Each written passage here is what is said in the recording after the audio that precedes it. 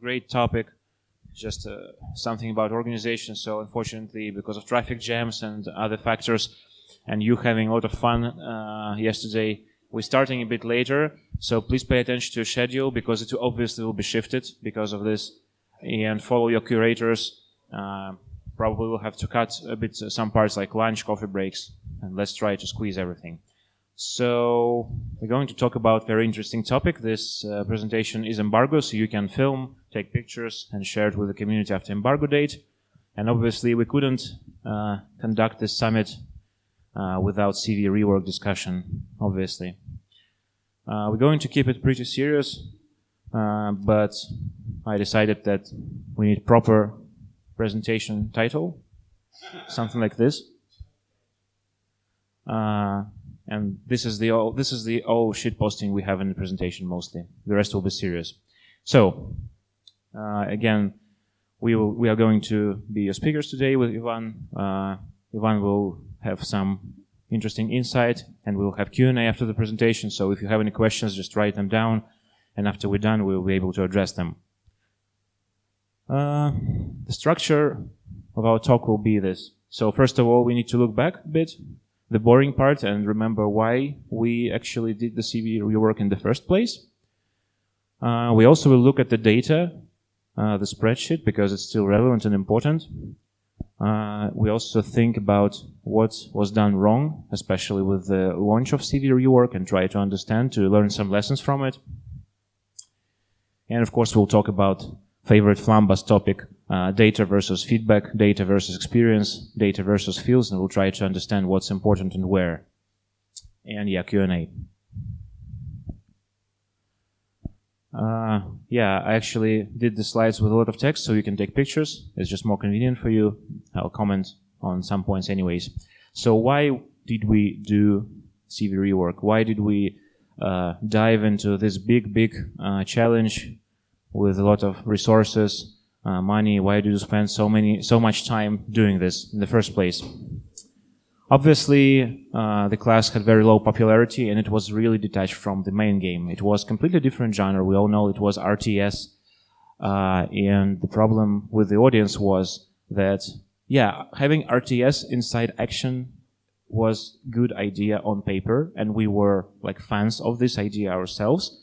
But with time, we understood that basically the skills you have for other classes, they do not really work for CVs, like for the most of the audience, and the detachment is just too way big. Like it's about, our game is mostly about positioning, evaluating the map and your surroundings, and obviously RTS, unlike slow shooter, RTS requires a lot of APM, a lot of parallel actions, and so on and so forth. And well, because of low popularity, we all had the situation where you just took defensive AA on cruiser instead of Hydra, and then you couldn't see a CV in like 5 matches.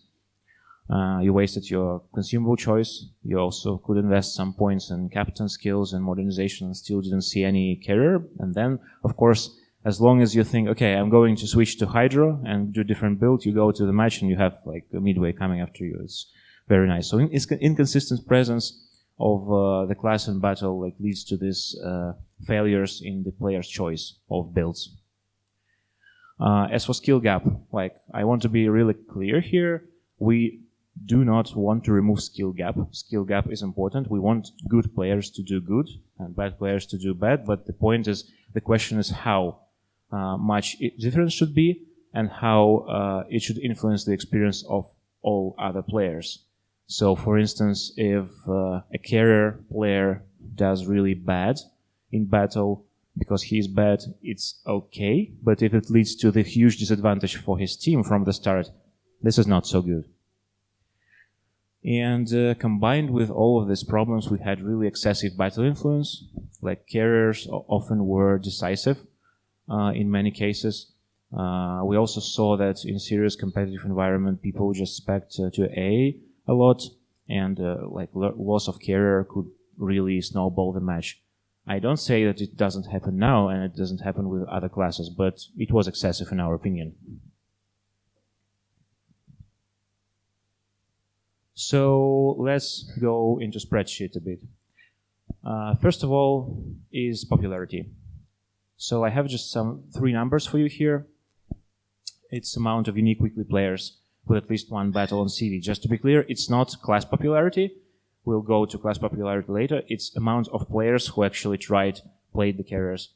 And we see that the numbers spiked to 30%, which means that 30% of our audience, contrary to 15 before Rework, actually started playing carriers on the release, which is understandable because it was a completely new design, completely new gameplay, and people were hyped.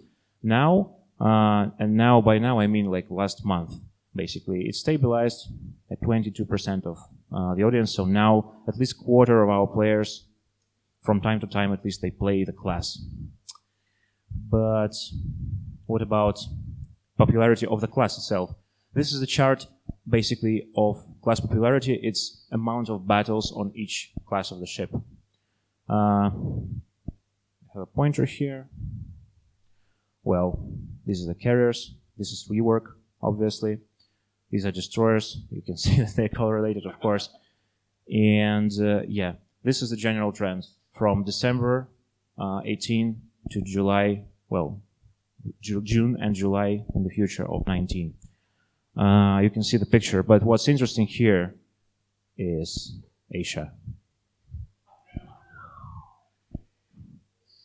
The whole world, Asia, Asians. So we have some ideas of why it happens, but we don't have any like complete understanding. We have some hypotheses. Because of Japanese carriers, or because of the audience on Asia tends to be younger, and this class is more appealing for younger audience. We have some theories, but for now it's just under investigation. What's important here for us is that we cannot balance the game for each server independently. We have one game experience. We have cross-server clan wars, and while balancing carriers, we need to take into account all servers. For example, this was the reason it was so hard for us. It was one of the reasons it was so hard for us to introduce cap on carrier numbers.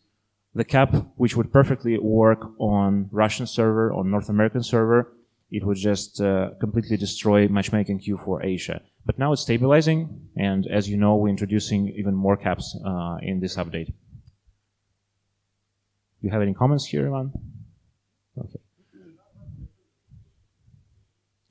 Different implementation of what? Of matchmaker?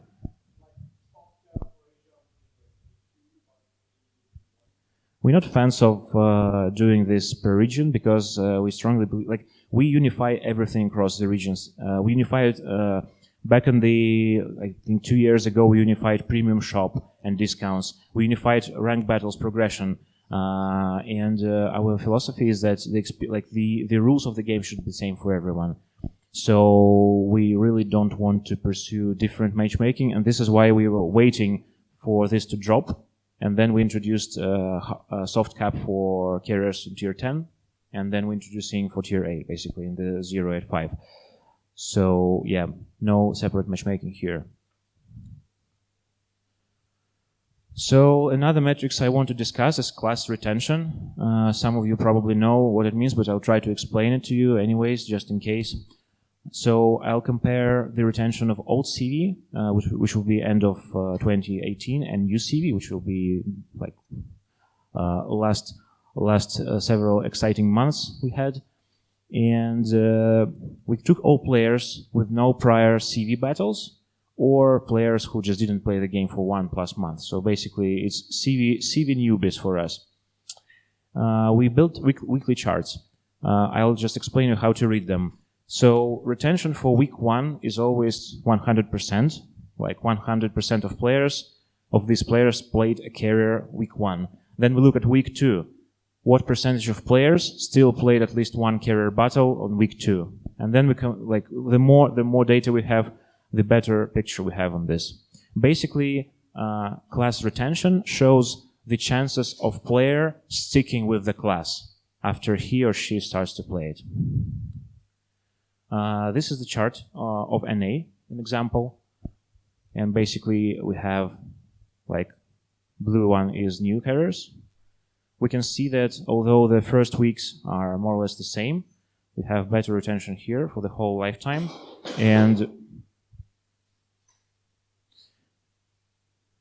But this chart is not easy to read because, as I said, week 1 is always 100%. So it's kind of, the scale is not very convenient. So I made this table for you with difference.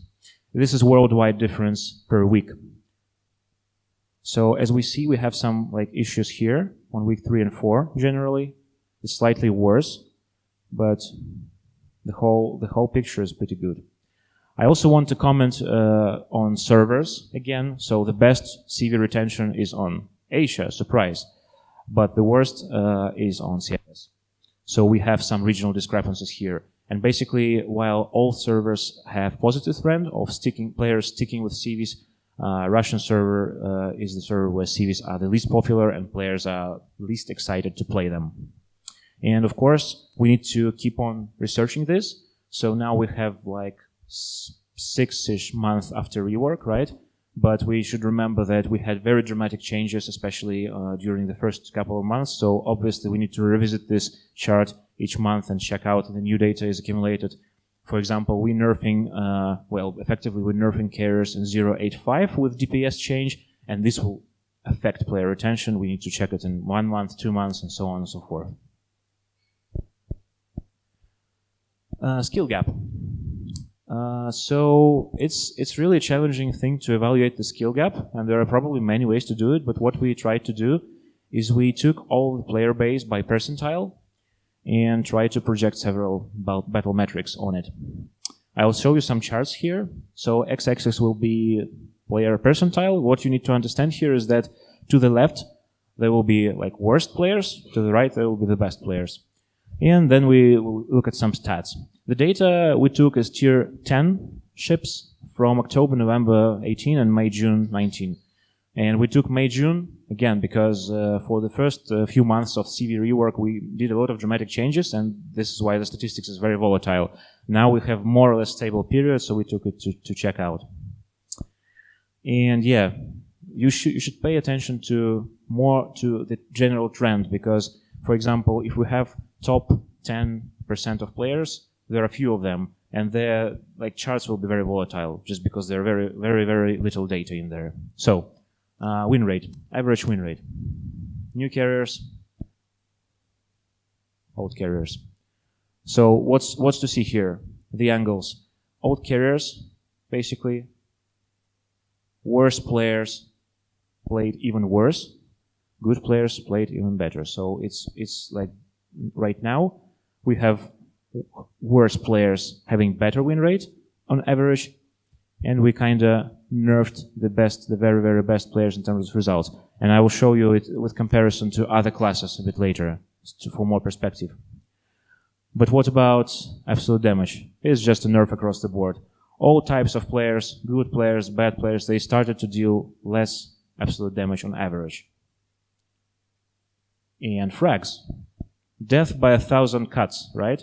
But still, old carriers, new carriers, decrease across the board. Spotting damage. Not that significant, unfortunately, yet, but still, across the board, less spotting damage. And let's check out it with comparison with other classes. Win rate, skill gap with all other classes pre-rework. What's interesting here is that, like, this is cruisers, battleships, and destroyers, win rate distribution, and it's almost, it looks like one line. They all classes are more or less in harmony here. But carriers, old carriers, as you can see, bad players just really, really did bad compared to other classes, and good players outperform. That kind of means that if you really want to bump your statistics and win rate, you should have learned to play old carriers, because being a good player, you can have better win rate on old carriers than one. It's just the best. It was the best class to pumping up your stats. But what about now? Like, we don't have a lot of, like, huge amount of battles here, so this chart is a bit like volatile, but still, as you can see, it just mostly follows all other classes here. I think it's really important. to highlight. So, we have win rate gap after rework being more or less in harmony with all other classes. Pre-rework, it was really different. Also, we can see that damage, frags, spotting damage dropped across the board for all players. And yeah, just to reiterate on this, tier 10, we measured this because tier 10 is always on top. It's the pinnacle of CV power. It's a very good benchmark. But of course, we'll be looking at other tiers and trying to balance it out for all tiers in the game. Do you have anything to add? All right. Then let's try to look at battle influence. More amazing charts here. So when we just started developing the game like 5 years ago, and then we went to alpha test, we used just average metrics mostly. We had average damage, average win rate. But of course, with the evolution of the game, with resolving different balance problems, making mistakes from time to time, we tried to have more scientific and deeper approach to this. So in last year, we created cumulative metrics, which we call battle influence. What's important to understand here that this battle influence, it takes into account relative damage, potential damage, control points, A, spotting, and relative spotting damage.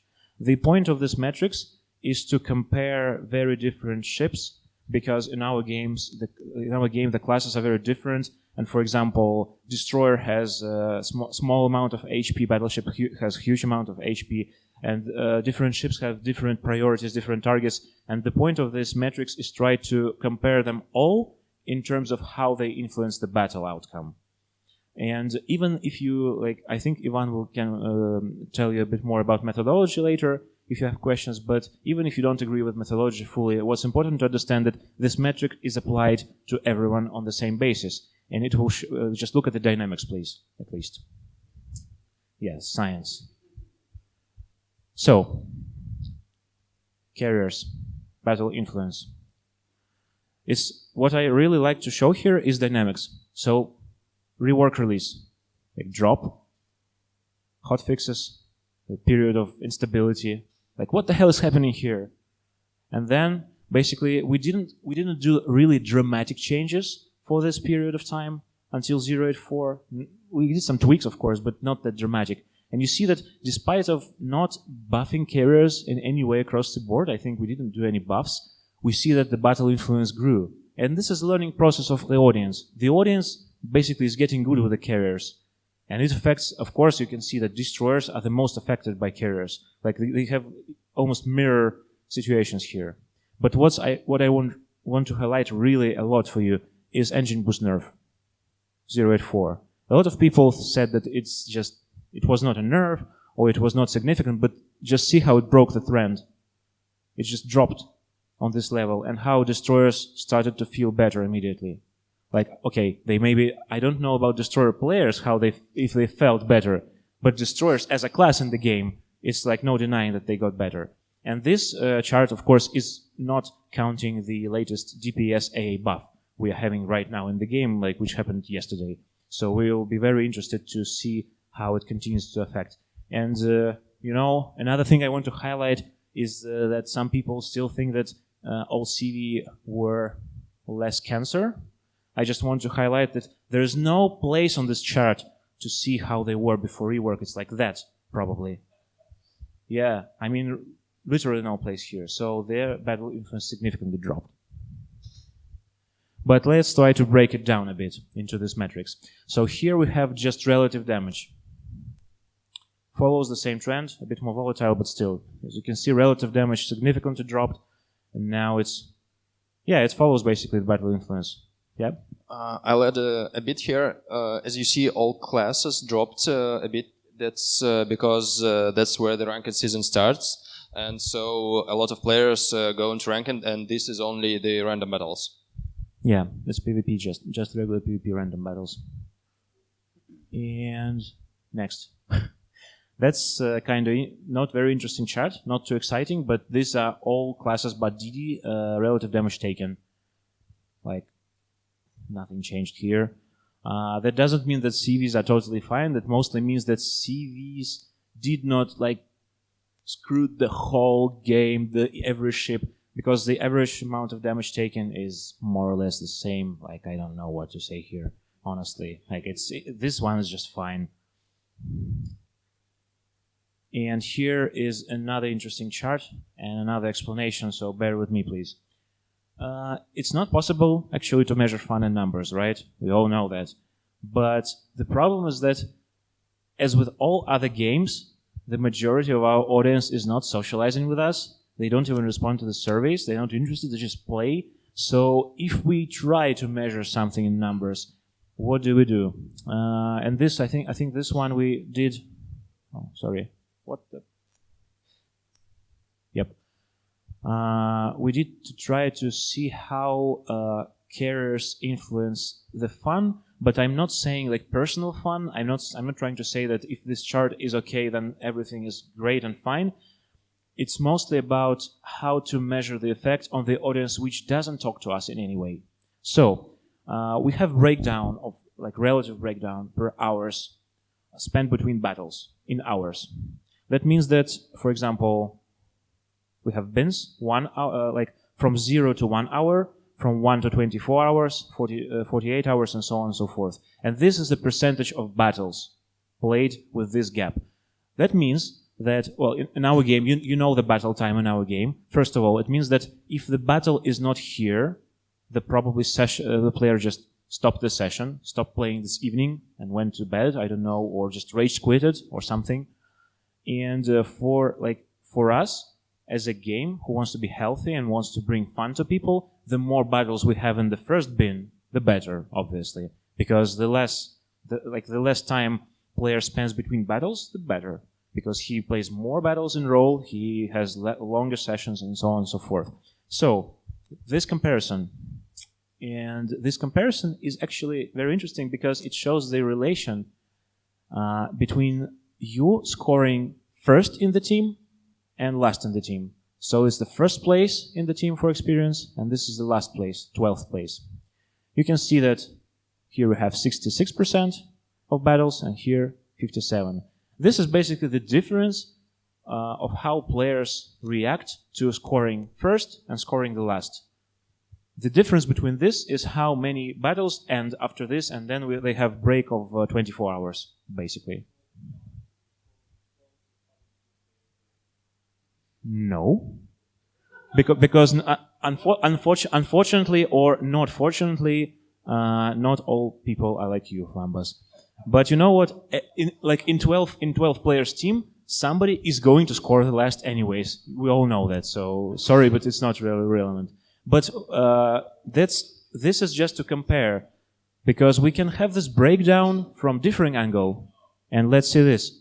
This is the same type of breakdown, but now it depends not on your score, but on the amount of carriers in your battle. 0 carriers, 2 carriers, 4 carriers. Again, difference 62%, 62%, 62%, with some minor fluctuations. This is for all classes. Again, the difference here. But let's check out the destroyers. Here we have some problem. So for destroyer, there is almost no difference. It's like 65% and 64.7% between having no carriers and 2 carriers. But 4 carriers is kind of damaging the session, and probably more players quit the session after having this amount of carriers in the game. And this is actually one of the reasons we are addressing this, and we're adding soft caps to avoid the situations where you have 4 carriers per battle. But I just want you to see the difference, that still, even here, even destroyers who suffer the most, scoring the worst place brings people more probably rage and more negative emotions than having 4 carriers in the game. Or they are just masochists who just keep playing no matter what. I read a bit about the experience plays. It's mostly linear. So like you see the difference between 66 and 57. It's like 10%. You can just linearly put a line, and the place in between will be something like 62%. So it doesn't matter if AFK or not. It's just a linear trend.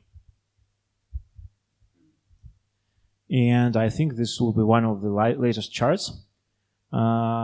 Not trying to say that some posts on Reddit were irrelevant, but still a lot of people said that like I'm playing just one battle per year. I used to play like 10 battles per day because the game is not fun. It's the trend of average battle per users per week and per month for the whole year. I don't have really much comment here. I just have this Christmas tree because here's a spike, and we have this spike every year because every year we have great tradition of introducing a lot of activities on Christmas, a lot of grinding, and of course player activity goes up. Also, it kind of corresponds with weather in most of our regions because when it's summer, people prefer to have a walk more. When it's winter, they play the game more. But still, it's just stable trend and nothing really changed here. So, to finally be done with spreadsheet part, it's just some conclusions here. So we have popularity and retention got better. We have shorter skill gap, although there's still something to work on. We have dramatic drop in CV battle influence compared to other classes. We see that destroyers do have problems, of course, because they are influenced the most by carriers, and on a lot of charts we can see like mirror situation where something gets better for carriers, the same gets worse for destroyers, obviously. On the scale of the game, sorry to say that, guys, but we did not ruin it, because ruining the game means this goes down, and so on and so forth. In terms of the whole game, I'm not saying about fun and personal experience at the moment. We didn't ruin it. However, I want to talk now about what did we really do wrong, and what do we need to do now. So, first of all, let's remember some history. The mistakes of launching the CV rework and beta test. This may not seem important for you, maybe because you don't have this perspective like of developers and you don't know what we had to work on, but this is just our experience with the rework launch. So first of all, we launched the beta test with a lot of stability issues. It was really bad from our side, and this meant that for the first few iterations of beta test, when we already let the critical mass of people in, we had to concentrate on fixing the bugs instead of tweaking the gameplay, which is really bad because people were expecting us to tweak the gameplay from the start to try to do something on their feedback, but we had to spend several versions just by fixing the technical stuff, which was not really a wise decision. We also had heavy balance changing with very high frequency afterwards because we didn't have much time according to our plans, and we had to do many changes, and not all people had time to apprehend them and give us feedback. And one of the biggest problems, I think, was that after beta test, CV rework was just released. If you remember, I talked about it yesterday on my NDA presentation. I cannot name, but I mentioned this, that the majority of game changed overnight for most people because most people didn't visit the beta test. They came, they see completely different experience. They see some interesting things like Hakiru scoring like 400k damage. Wow. And I still think that despite of our efforts, we didn't give enough informational support. We didn't give enough explanation on how new mechanics work. We should do better in his. Then I want to comment a bit on the factor of balancing on live. No one really likes balancing on live except us, maybe. Why? Unfortunately, we don't know the way how to recreate proper player behavior on beta test and on public test. Unfortunately, many tweaks can be done only on live just because the amount of data and behavior of players. It's relevant, it's on topic, it gives us data to make decision. And people learn really fast. For example, slingshots, don't remember them happening on beta test, honestly. Pre-drops, no, but they appeared after rework was released, after the majority of audience started to play the CVs and explore the class. And this is what I mentioned in my Waterline video like several months ago, and it happened. And I think it's really was bad on our side that we still did not estimate properly the amount of work we had to do after the rework, because now it's 6 months past. We hope to be done with it completely by that time, but we're still doing some changes, and we still need to correct the balance at some points, and you'll learn about it soon. So the evaluation was not perfect, obviously. this is just the development lesson for us. I really hope we don't get to make this huge change to the game in the nearest future. And I don't see us doing this, but whenever we need to do something that big, we probably will try to remember this lesson. So focus more on stability, let the players in a smaller group, give them more time to experience these changes, focus on all classes evenly, because on CV Rework beta test, it was really difficult to focus on the surface player experience, regular class player experience, because everybody just wanted to play CV, of course. And this is very interesting, I think, lesson that we should find the way, if we do such big changes, we should find the way to let the players, the whole audience, to try the new gameplay, the new features on live server without downloading some test client, without going to public test, but without changing the game. So like maybe some sandbox within the live server. I think it's technically feasible, and if we need to do it ever again, some huge change like this, we'll try to do it in this way. And yeah, just take more time and introduce content at slower pace so players have more time to react and give feedback. Later, please. I'm sorry. Let's just keep it. So, because I told you, because this is your favorite part, and I wrote it specifically for you. So I want to be really clear here. With all the spreadsheets I show you, we understand that players do not play spreadsheets, that play the game. Like, we understand it, and we play the game too. And the challenge here is to properly take emotions, feelings, and data into account. Also, I need to highlight that we're all humans, and without defining any mistakes done with CV Rework, I still want to highlight that naturally all people are resistant to change. So this is the challenge. When you have the big change, you need to define, did you do right? What did you do wrong? What's the real feedback? What's emotions? Maybe it's more relevant, maybe it's less relevant. It was a big challenge, and it will be a big challenge for us, because people tend to overreact on the one hand. On the other hand, like, if a lot of people overreact, then something happens, and we need to look into this and evaluate what's wrong. So, what's next? What do we do now? In this update released like yesterday, we, as you know, probably we changed AA DPS, and yeah, the whole point right now that we were concentrated a lot on balancing, and this is more about feeling. What do we want to work on during the next updates? What's the biggest complaint? The feeling of counterplay, lack of counterplay. So we're designing several changes which should heavily contribute to this feeling. And the first change is already live. It's AA DPS change. Like, I read Reddit. Reddit told me that planes die faster now and more consistently. That's a good thing. Also, work in progress, but hopefully next update will introduce one more DPS change to make DPS damage be applied more quicker, more frequently, which will, on the one hand, unfortunately, remove the difference, the conceptual difference between large caliber AA guns, which apply damage once per 4-5 seconds maybe, and machine guns, which is kind of a bit not too historical, but okay, we can live without it. The best thing here is that even if the plane will just dip into your long-range AA, it will start taking damage immediately. So there will be it will be less inconsistency in AA. But what's the most important, I think, about Counterplay is priority sector rework.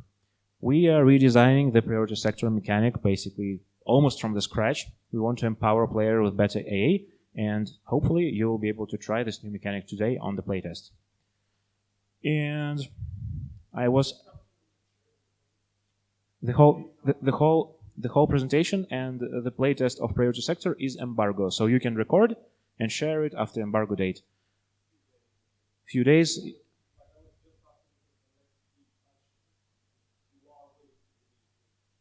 So we aim here.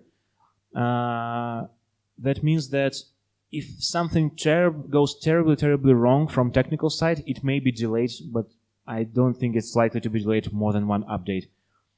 We have playable priority sector already right now, If the testing of it goes well, it will be integrated into 0.87 update, and it will go on public test and go live.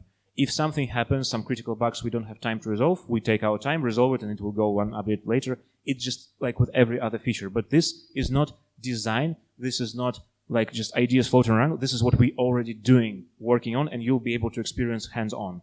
So I am really tired of talking, so I want Ivan to tell you about the mechanics a bit, if you don't mind, Ivan.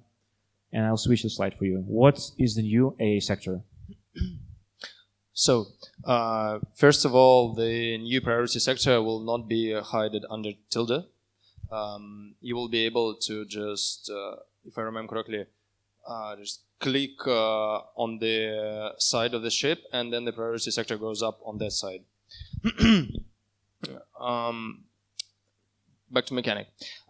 It rewards you with the instant damage to the planes, which is not in any way dependent on the AA value. It will only depend on the current HP of the squadron itself. So it will just chunk some HP percent, like say 5% from the squadron, and most likely it will kill 1 or 2 planes from the full squadron. After that, it gradually boosts the EA to some maximum level, say like 150%, and it stays at this level for some time, like say 5-10 seconds. After that, it just goes down to 100%, and then you can't, for some time, there's a sector cooldown where you can't switch the sector again. Cooldown, all of this is class dependent, and like cooldown, say like 5 to 10 seconds. The whole cycle is 20 seconds for now. And typically destroyers get to switch it faster, of course. We'll a bit let Ivan finish and we'll comment on this. Yeah. Also, we wanted to rework the manual AA skill a bit, so that it will just increase this initial damage quite significantly, but at the cost of the DPS bonus. So basically, your mechanic will work just this. You click the sector, it deals some damage based on the squadron health, and then there's a cooldown, like say 20 seconds or something like that. Can I comment? Yeah, of course. I'm couch game designer. Wanna be Ivan, but I never can do it. Anyways, I want to highlight several things. So it's percentage of current squadron HP, which means if you click priority sector on full squadron, it can probably shoot down 1-2 planes. If it's just one attack wing or for 3 planes, for example, 3 planes with 1000 HP each, it's 3000 HP. It won't be as painful. But from the full squadron, from 9 planes, it will be 9000 HP. The amount of HP is more considerable. It doesn't depend on your AA stats at all. And probably it will be tuned per class. And also important thing about percentage is that it's kind of irrelevant in terms of up tiering, down tiering, because it's just percentage. It's honest interaction in percentiles. Yes?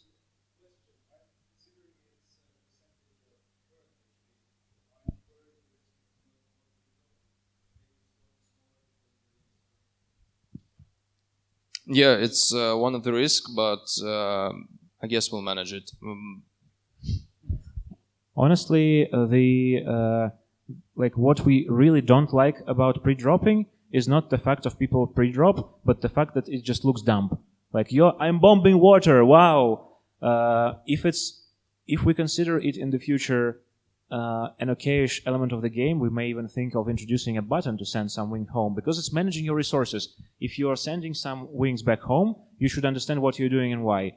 Like, you have less planes, you have less opportunities to attack, and yeah, Ivan wants to interrupt me right here. Yeah, I'll also comment a bit about this, because actually we're moving more to the planes being your resources that you have to manage, and because the AA becomes a lot more consistent, more predictable, and thus having like a button that you can send back some of the attack waves is fine, because you actually will be you will lose some attack power because the A is more consistent now. And you will lose time, because if you pre-drop everything and attack was just one wing, sacrificing was you still need to take off another squadron back there, bring it to the target, and you're still kind of slowing down your pressure a lot. And also another thing is very important here, that unlike current implementation, AA DPS bonus starts to build up immediately after you press the button, so it gives you more immediate effect. And in terms of player skill, I think it will be more about trying to predict where will the enemy planes will be when your AA is at maximum power, and probably it will be interesting element of skill, because when this is reached, probably you want the planes to be in your medium AA range because it's the strongest. So we expect a lot of interesting play around here.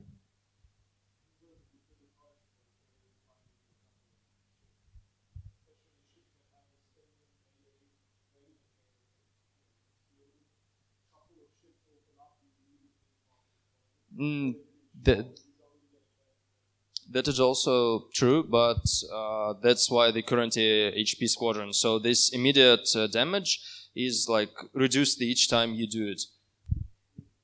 And also, I mean, playing against division of 3 Musashis on the cruiser is not too... Like, it requires coordination anyways. And of course, these values we showed you is work in progress. And they will be balanced according to the test. But this is the biggest change coming to carrier gameplay in the nearest future. But we also have another topic about spotting, because we didn't address it. So I want you to understand really clearly, if you remember this battle efficiency chart where our insignificant change to engine boost dropped the battle efficiency, battle influence so much. We don't want to nerf spotting right now, because we have AA DPS improvement, next update AA DPS improvement, next update priority sector, and every change makes A stronger and more consistent. So if we nerf spotting right now in any way, by mechanics or by settings, we can just drop the carriers below everything else, which is not desirable. But still thinking for several updates ahead, we're conducting several design tests. I'm not sure, maybe we even shared some of it in DevBlog lately, but anyways, we're conducting several design tests with tweaked mechanics of spotting to see how it works, and maybe it will be needed in a few updates. We also are absolutely okay with addressing the spotting by tweaking it or by changing how it works, using some community ideas or coming up with some new ideas, but not now. We need to get through this first and to actually see how it works, because it will have cumulative effects, and we'll see what amount of changes are needed. So, conclusions. We think you may agree or disagree, but this is our logic. So, CV rework was needed because part of the game didn't properly work at all. It was a huge challenge, like remaking a huge part of the game after 4 years of release and designing it from scratch. We did have really bumpy start. We did some organizational mistakes, and we had a well-deserved criticism from players. But still, looking at audience, looking at the amount of battles, looking at these metrics, like we are fine like yellow dog in the burning room, but we are fine. Right now, we need to concentrate on the biggest issue from the community, which is counterplay and the feeling of counterplay, and this stuff will help a lot, I think. We'll see what to do what needs to be done then. With spotting, we're kind of on the fence right now. We will wait a bit to see how AA changes affect this. And finally, and again, for Flambus, spreadsheets are important, but they are not more important than player perception and feedback. We understand that, and we will keep listening to you guys to make the game better. Thank you. Let's have Q&A, but just let's keep it organized because we're recording this, so we can share it with you after summit, so you have some footage. And each question should be in microphone because we record the sound from microphones. So please raise your hand, and we'll give you the opportunity to ask. Right. The spreadsheets did show that the CV average damage is still the highest across the board, and the influence on the battle was apparently still the highest. I have to ask, is this what you're intending? Is this your goal, to have this class that already has such safety and utility to also be the highest damage dealer across the board? The spreadsheet, it does say that, but what it doesn't say is it is based on what happened at the end of the battle. So like what happened in the full battle, but it doesn't capture really what happens inside the battle based on like timestamps, because there obviously is some point in the battle where it is decided, and like say we think that there might be at least some amount of damage from CV being in this not relevant area, like say when there are a couple ships left and the carrier is more like powerful against single targets, and so it can in the late game where it is mostly decided but still not ended, it can wrap up some more damage, which will be seen in this battle influence graphics. And we're actively trying to get our hands on this data because this data, like, there's huge amounts of it, and there's just like some technical problems with storing it and capturing it. But we really hope to get to the point where we really understand why we have the battle influence clearly bigger than the other classes, but the win rate distribution stays like mostly the same, because like the win rate, the battle influence, this much of a battle influence would naturally correspond to a more skill difference, but we don't really see that, and that's why we're trying to investigate it. Up to some point. But isn't a lot of the damage also incredibly powerful damage? Like, doesn't the carrier have the highest cap reset rate of all classes as well? Yeah, and it is captured in the battle influence metrics. Yeah, and DD damage, it's the only class that can do it consistently. I mean, I don't think you can just neglect the damage as unimportant because it can strike anything. I don't neglect it, I just like state what our current view of this is. As you see, we dropped the battle influence already, and I'm sure it will drop more with the DPS change in 8.5, so we're working on it. My question was, is your goal to drop it to the level of the other classes? Our goal is to we want for it to be closer to the other classes, sure, but we also always need to keep an eye out on the CV popularity, because we don't want to make it uncomfortable to play at all. And that's also we've seen this in the charts and popularity, that this engine boosts affected it. And so we'll need to find ways how to affect the battle influence of carriers, and at the same time not make playing carriers like a super unfun experience.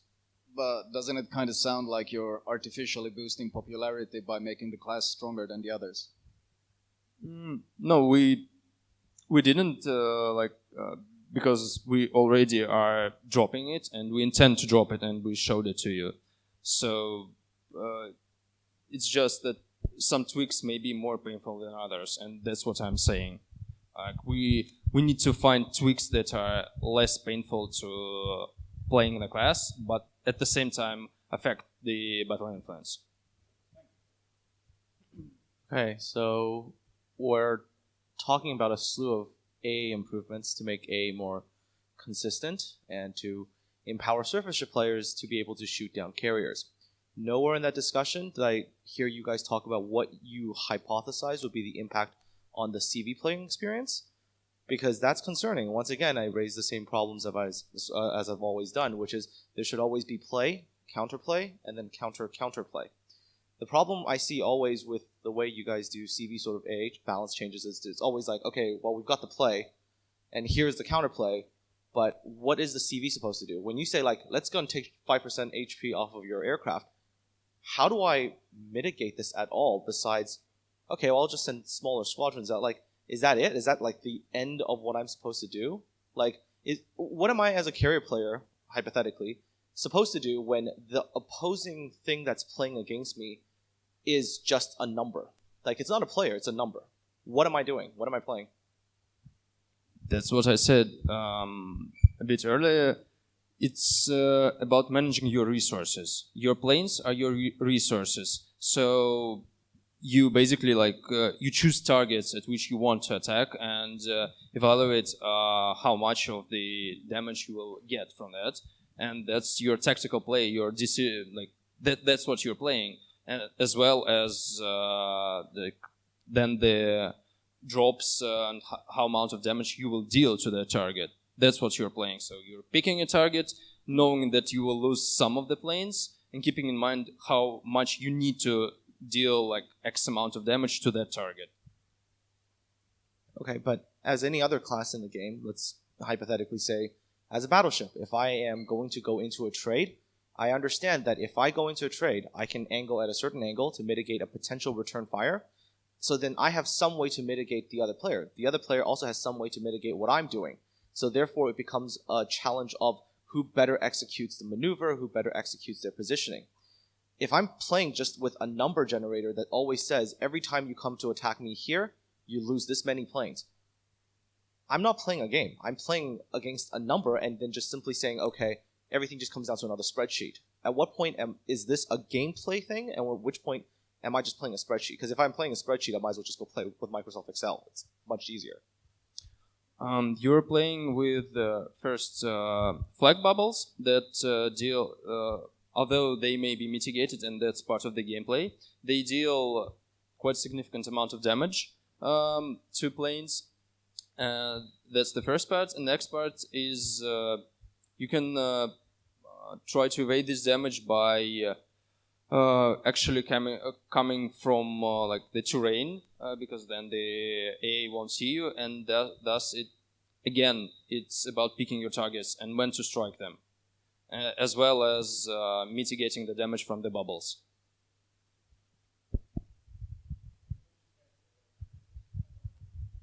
Hello? Yeah. Okay, so the first question is like, you said your goal is to increase the civil population. And I mean, is that goal achieved? Your goal is to increase the civil population. Is that, I mean, do you have a standard of which kind of civil population you want to achieve? One of the goals was to increase the population, like we are okay at the numbers we end up with right now. Okay. But the point is that while keeping all this balance in mind, fun in mind, class interaction in mind, if it drops to this level, from product point of view, it will be just waste of a lot of resources. Like, okay. if the same amount of people play carriers, but we just reworked everything, what's the point? So we don't want to drop it really lower, but at this level, like this latest trend, is okay for us. We don't want it to skyrocket as well, of course. Okay. That's fine. Like, and as I said, the fact that right now almost quarter of the audience plays, as you see, the popularity of carriers is not like quarter of the popularity, no. But quarter of players on regular basis, they included the carriers in their roster, so it's more diversity for each player, it's okay. Okay. So the following question is like, actually we are seeing like very similar things happen for like pre-rework. So you are buffing AA so much, like each version, and so are you like? I think we are expecting that the CV population is dropping. Yes, it's a risk. We evaluated the AA change on 0.85 PTS as we could, but as I mentioned before in the presentation, with this limited test environment, it's not so easy to evaluate everything. So if by any chance on some tiers or on some specific carriers this 0.85 change will have excessive effect, we will be ready to dispatch some hotfixes in the middle of the update. So we will be watching, Ivan will be watching the stats very, very closely. And if any problems pop up with this change, we will compensate somehow. So we need to keep it balanced. We don't want to hammer CVs into the ground. We want to hammer them to the acceptable levels, which everybody can be more or less happy with. So then the following question after the following question, like you are buffing AA, but you are not giving anything to CV like preparation time buff, no thing. But the plan here, it's obviously will be more, right? You will lose more plans, but you don't give CV more plans. That's what we can tweak. That's the first thing. Then second thing, with the 8.5, we also kind of buffed the CV speed when they're trying to reduce the speed on force edge. That means that the planes will have, it will be easier for a plane to move its projection and maneuver more with the force edge. So that's the aspect that we're buffing. It may not seem as a big one, but we already saw that the engine boost nerve, while it wasn't seen as a huge one, it actually affected a bit. So, and in 8.5, we're trying to kind of revert some of this and to make playing the carriers more comfortable. Okay. Next one.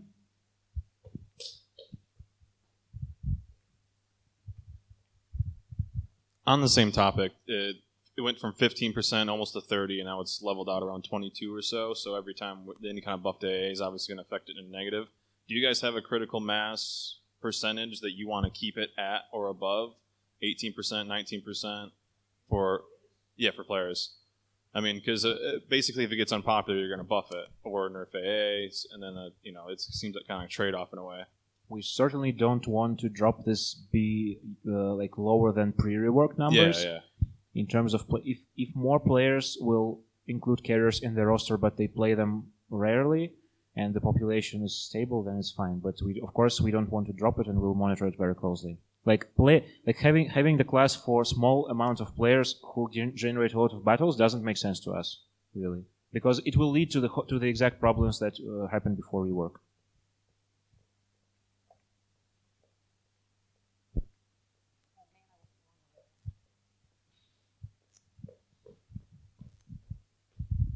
Thank you.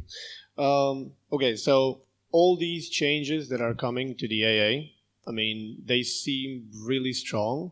I don't have like anything to say, oh my God.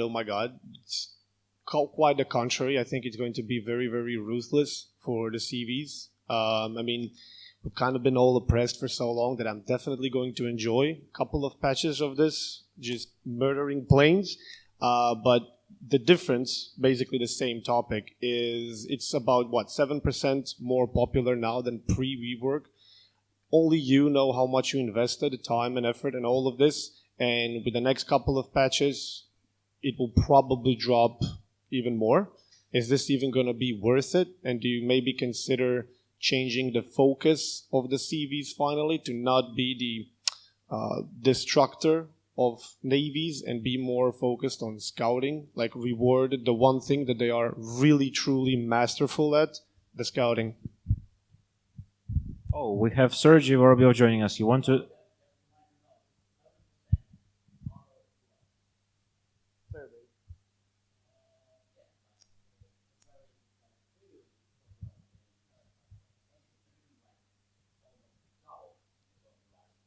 Sorry, but you need to speak into mic because we're recording from the mics. So repeat once again, please. So I just don't like when people are playing with numbers. 7%, not out of 100%, but it was like, give me the graph.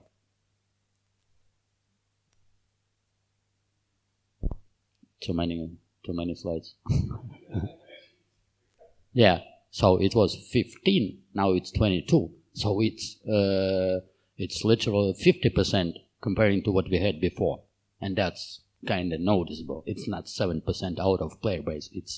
It doubled in the beginning, and now it's 1.5 comparing to what we had before. Just to be on the same page with numbers. It is considerable, but this will plummet even further. With the upcoming changes, I'm not sure.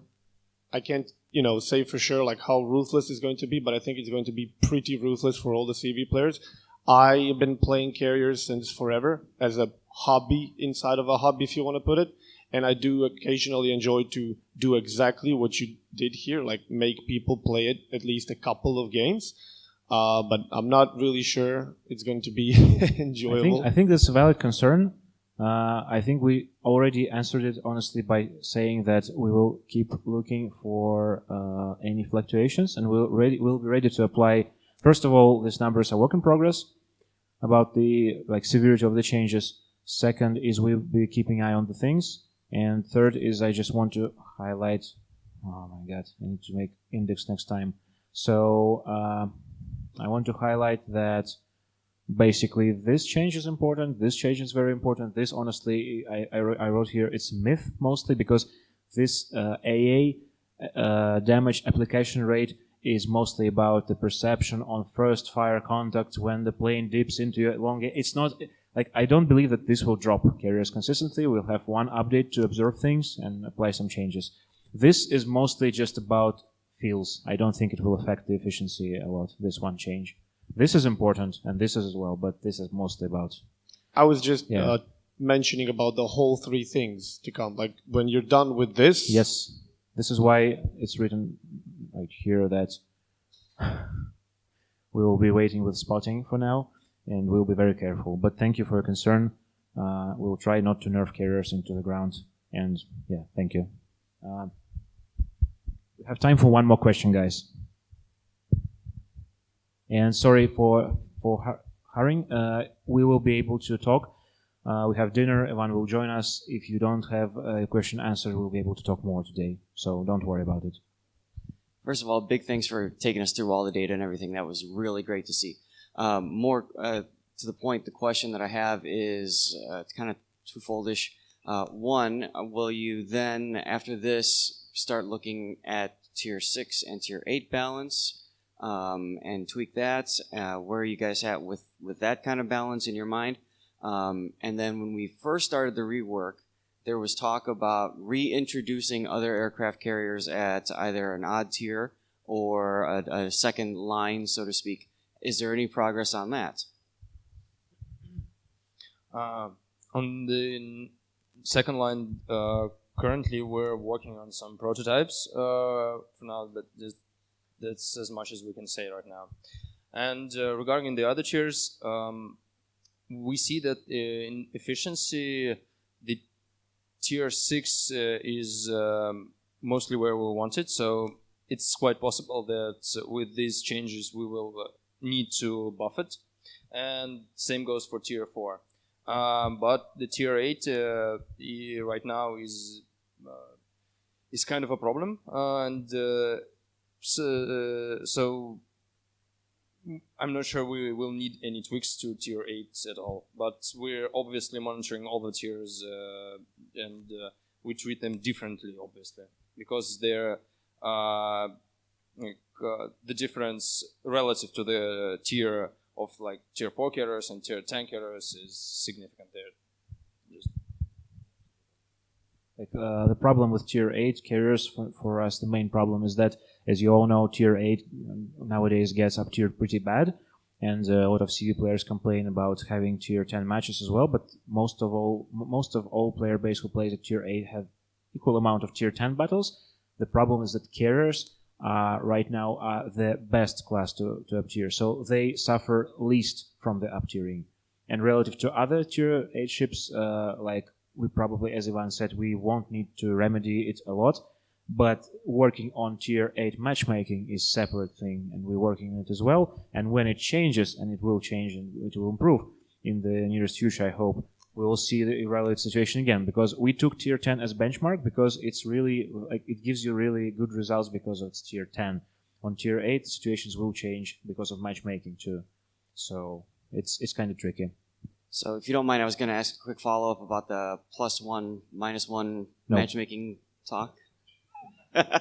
But your description there about CVs having the most impact, is that part of the reason why you're not... So for matchmaking, we do have some information, but it will be NDA. We'll talk about it later. But long story short, we appreciate the problem. We've been working on improving the matchmaking, especially for tier 8s. But it's not about having +-1. It's about distribution across battle tiers. And it is also about having the amount of tier 8 ships in tier 10 battles being the lonely tier 8 with all tier 10s addressing all these problems. But none of these solutions for now includes +1.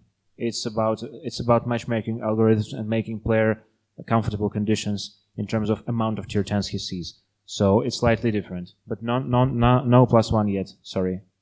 All right. Thank you very much. Thank you, guys. Let's go. Well, you're not going anywhere. You can have some coffee, and the next presentation will be shortly. Thank you very much.